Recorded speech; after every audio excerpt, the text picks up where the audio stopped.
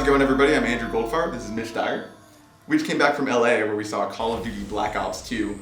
And Mitch, a few months ago, you wrote an article called Call of Duty is Boring and Needs to Change. Did I? And you did. It was great. It was great. Read it on IGN.com.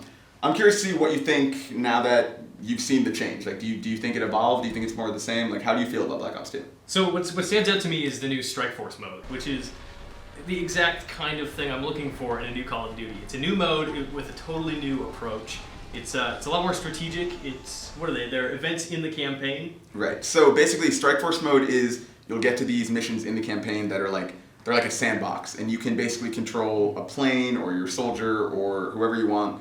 And the most notable thing being that you can fail these missions. That they have, like, if you fail one of these missions and say Vancouver or wherever you're playing, if that falls, then later in the campaign, the fact that Vancouver fell will impact the story.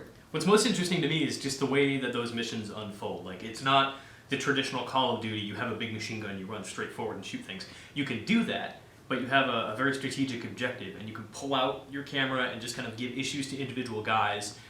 You can take control of a UAV and use the gun on that. You have all these different options, and it just gives you so much more variety in the context of a objective-based mission. And that's awesome. I can't wait to play Strike Force.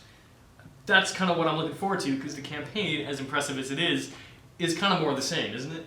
Yeah, I mean, the campaign was really great. Like, the demo we saw was awesome. But yeah, I mean, it still felt like Call of Duty. Like, it still felt like more of the, it felt like an action movie. So like the mission we saw, you're tasked with protecting the president, and you're in LA while it's like under attack from drones and other soldiers and all this stuff. And it definitely still felt, there were scripted events, there were the big set pieces, there were like the things. Cars almost hit you in the face 5 times. Yeah, you duck under them. Yeah, exactly. The thing I thought was cool about it though was that, like, this game's set in the future in 2025.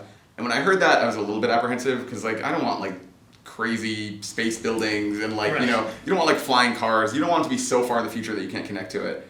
But what was cool about it was that it was downtown LA. It was the LA we know and love. The buildings were the same. The skyline looked familiar. Do we love it? Well, it's the LA we know and have been to. It's weird because, like, we go there every year for E3. That's where E3 is. And we know that very specific area around the Staples Center. And it's weird to see that area filled with horrible things. That was the thing. Like, their E3 demo, this is the demo they'll be showing at E3, it took place where E3 is. So you'll basically be standing there playing that demo while the building you're in, you're like watching it explode. Like, it was kind of cool that they did it that way. But yeah, it remains to be seen if like every mission can maintain that. I just touched you. Sorry, I like that. Yeah, it'll be interesting seeing if like they can maintain that, or if it'll be like too scripted in the other levels. Feel more like Call of Duty. But E3 is only a couple weeks away. I assume this demo will probably be shown at Microsoft's press conference. That makes the most sense. Yeah, that's where you can probably expect to see it. But for the latest updates, stay tuned to IGN.com. I like that.